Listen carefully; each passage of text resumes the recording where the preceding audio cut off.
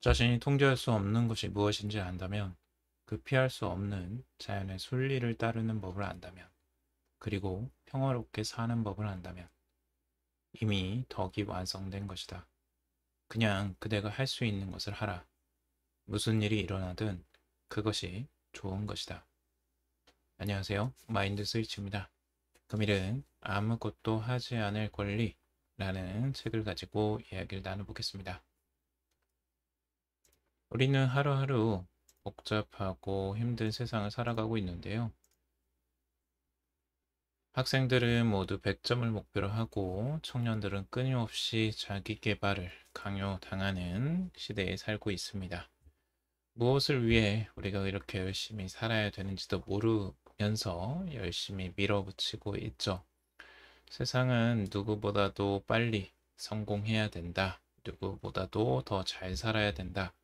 라고 요구를 합니다. 그래서 그 기준에 맞추어서 우리는 정말 열심히 살아가고 있죠. 하지만 그렇게 살다 보면 내가 왜 이렇게 살고 있지? 라는 생각을 하게 되는 순간들이 옵니다. 그리고 지쳐서 더 이상 아무것도 하고 싶지 않은 때가 도래할 경우가 있죠. 그럴 경우에 여러분들은 어떻게 하시나요? 그럴 때는 정말 아무것도 안 하고 싶어질 겁니다. 저도 그런 경우가 있었는데요. 삶을 살면서 정말 지쳐서 쓰러질 것 같은 그런 순간, 여러분들에게 위안을 줄 수 있는 한마디를 주는 책이라고 볼 수 있습니다. 이 책 아무것도 하지 않을 권리에서는 그런 이야기들을 합니다.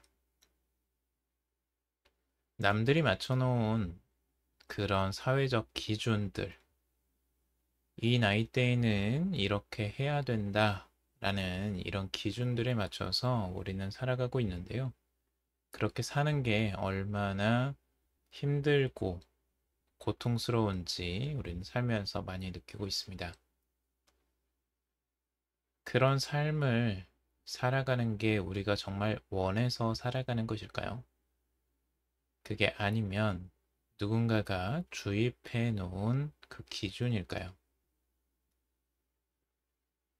우리가 나아갈 방향은 누군가 남들이 설정해 놓은 그 방향이 아니고 우리가 스스로 정하는 그 방향일 것입니다. 그래서 그 방향에 맞춰서 천천히 가도 괜찮다라는 이야기들을 하고 있습니다. 초반에 제가 말씀드렸던 이 구절을 다시 한번 읽어드리겠습니다. 장자가 말한 내용인데요. 자신이 통제할 수 없는 것이 무엇인지 안다면, 그 피할 수 없는 자연의 순리를 따르는 법을 안다면, 그리고 평화롭게 사는 법을 안다면 이미 덕이 완성된 것이다. 그냥 그대가 할 수 있는 것을 하라. 무슨 일이 일어나든 그것이 좋은 것이다. 우리는 항상 완벽한 삶을 갈망하고 자신을 몰아세우고 있는 경우가 많습니다. 하지만 이 말, 그대가 할 수 있는 것을 그냥 하라. 무슨 일이 일어나든 그것이 좋은 것이다. 라는 이 말 한마디가 굉장히 큰 울림을 주죠. 우리가 몸과 마음에서 힘을 빼고 하고 싶은 대로 놓아두는 것. 이것들만 하더라도 굉장히 마음의 안정을 찾을 수가 있고 자신이 하고 싶어 하는 일들을 편안하게 해 나갈 수 있을 것이라고 생각됩니다. 저자는 이런 질문도 던지는데요. 이게 내 인생의 전부란 말인가? 라는 이런 질문들을 던지게 만들고 있습니다. 이 질문에 그렇다라는 대답이 나온다면 그저 휴식과 새로운 충전이 필요한 신호일 수 있다라고 이야기를 하고 있습니다. 이럴 때는 다른 어떤 것들을 이루기 위해서 너무 열심히 달려가는 게 아니고 그냥 충분히 휴식을 취해야 될 때다라고 말을 하고 있습니다. 만약에 이게 내 인생의 전부란 말인가에 대한 대답이 아니다 라는 대답이 나온다면, 그렇다면 다른 삶이 우리를 부르는 신호다라고 이야기를 하고 있습니다. 그래서 이 내면의 질문을 통해서 자신이 지금 어떤 결정을 내려야 되는지를 알 수 있다라고 말을 하고 있습니다. 저자도 똑같이 이런 삶에서 결정을 내릴 때 그런 순간이 있었다고 해요. 지금까지 살면서 했던 일들의 의미와 가치들이 아무런 감동을 주지 못했다는 거죠. 그 순간에 저자는 한 달 동안 긴 멈춤의 시간을 가졌다고 합니다. 그래서 캘리포니아 북부 해안의 어느 외딴 마을에서 이 미술 강좌를 들으면서 지냈다고 해요. 그래서 완전히 이 미술 강좌를 듣는 것 자체가 거의 무의의 행동이었다고 합니다. 어떤 의도를 갖지 않고 그냥 편안하게 그냥 사는 거죠. 그래서 친구도 사귀지도 않고 오로지 혼자서만 그 시간을 보냈다고 합니다.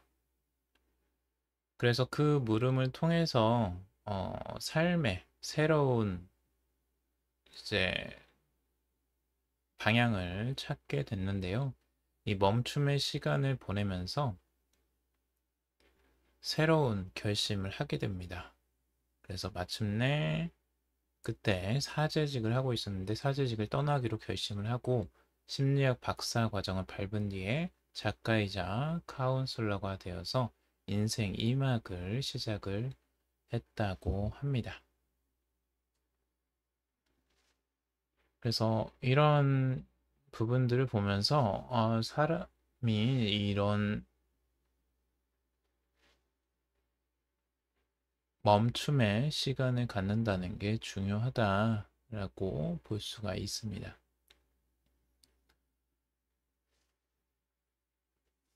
그리고 이 행복의 기준은 최대한 낮춰 잡고 나쁜 일의 기준은 최대한 높여 잡을 것이다 라고 하는 겁니다. 그래서 행복의 그물코는 작은 기쁨이라도 놓치지 않도록 최대한 촘촘하게 만들고 이 불행의 그물코는 웬만한 것쯤은 다 빠져나가도록 크고 넓게 만들어라 라고 말을 하고 있습니다. 좀 의미 있게 다가오는 말이죠. 우리가 행복의 기준을 너무 높게 잡으면 실제 그 행복을 느끼기가 굉장히 어렵잖아요. 내가 행복하려면 뭐 집이 있어야 되고, 뭐 안정된 직장에 있어야 되고, 뭐 아주 멋진 배우자가 있어야 되고, 주변 사람들이 나를 존경해 줘야 되고, 뭐 이런 기준들을 마련해 놓으면 그 기준을 맞추기 위해서 정말 열심히 살아야 되지만 그게 언제 만족될지 알 수가 없다는 거죠. 정말 그거에 맞춰서 살다 보면 행복은 느끼기가 굉장히 어렵겠죠.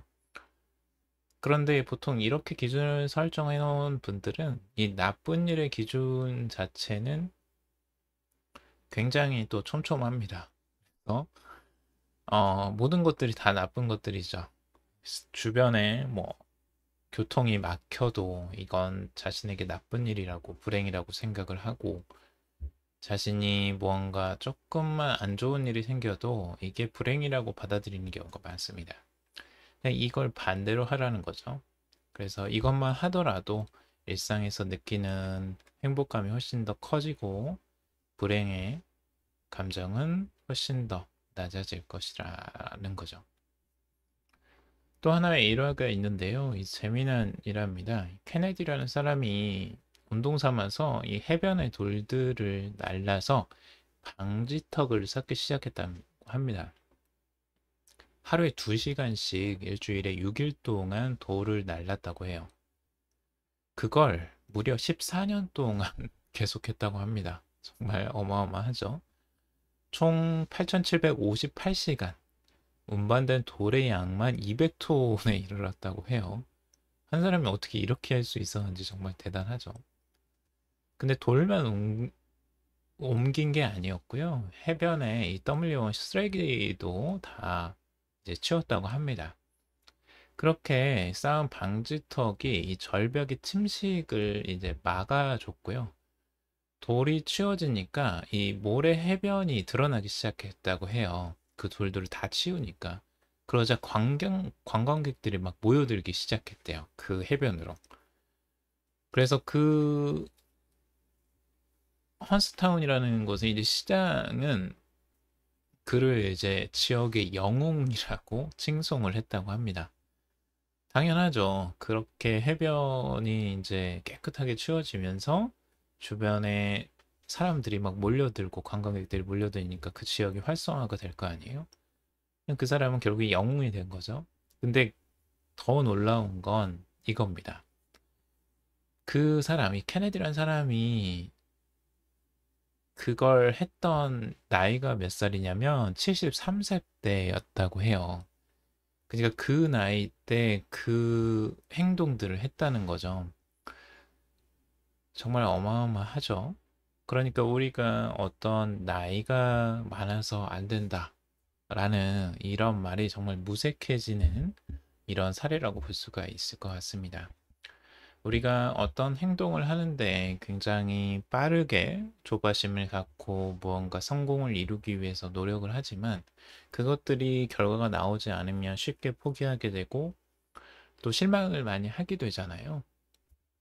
그런데 이런 사람들의 행동들을 보면 정말 하루하루 꾸준하게 하는 행동들이 얼마나 큰 의미가 있는지 그것들을 좀 보여주는 것 같습니다. 자, 그리고 또 하나의 좋은 문장이 하나 있습니다. 희망도 절망도 없이 매일 조금씩 글을 쓴다. 라는 이 문장인데요. 이 덴마크 출신의 소설가인 이자크 디네센이 쓴 문장이라고 해요. 이 문장 자체가 굉장히 주는 울림이 있는데요. 우리가 매일 하는 일들이 있잖아요. 뭐 씻고, 먹고, 마시고, 일하고, 자는 일 외에 어떤 기대나 계산 없이 희망도 절망도 없이 이 자발적으로 매일 빠지지 않고 조금씩 하는 그것이 당신이 누구인지를 말해준다 라고 이런 구절을 써놓았어요. 근데 이게 정말 와닿더라고요. 우리가 희망도 절망도 없이 매일 조금씩 무엇을 한다는 것. 우리는 무언가를 계속 하긴 하잖아요. 어떤 행동을 분명히 하면서 살아가는데 그게 결국 우리의 존재를 보여주는 하나의 활동들인 거죠.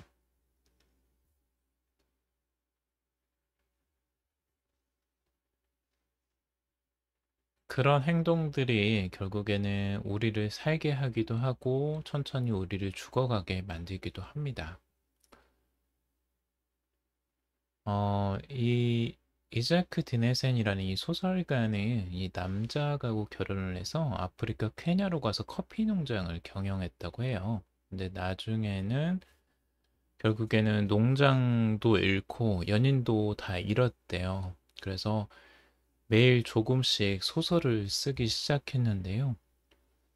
첫 소설이 49세 나이에 나왔다고 합니다. 첫 소설집을 그때 냈다고 하고 그냥 희망도 절망도 없이 매일 조금씩 쓴다고 담담하게 그때 서술을 했다고 합니다. 인생의 순간들에서 정말 많은 일들을 겪어 보신 분들은 이 말의 뜻이 정말 와닿을 것 같아요. 인생에 정말 이 큰 고락을 한번 경험해 보신 분들은 그냥 그 순간순간 매일매일을 그냥 묵묵히 살아간다라는 부분.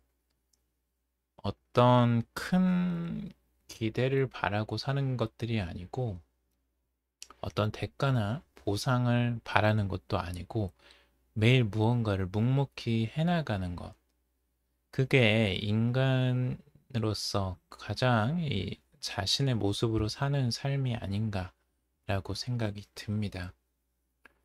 그래서 그 순간에 우리가 삶을 살아간다고 했을 때 어떤 굉장히 큰 행복이나 뭐 대단한 보상 같은 것들이 있지 않으면 내가 지금 하는 일들이 의미 없다고 생각되는 경우가 많이 있잖아요.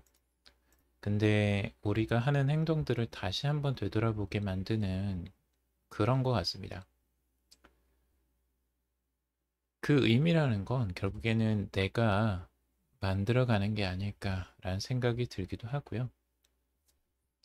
결국에는 하루하루 우리가 얼마나 그저 묵묵히 내가 하는 일을 해내느냐. 그게 진짜 삶에서 중요한 가치가 아닌가라고 생각이 듭니다. 오늘은 여기까지 정리를 해보겠습니다. 여러분들 도움이 되셨길 바라고요. 도움이 되셨다면 좋아요, 구독, 댓글 달아주시면 감사하겠습니다. 여러분들은 무조건 사랑받는 존재입니다. 들어주셔서 감사합니다.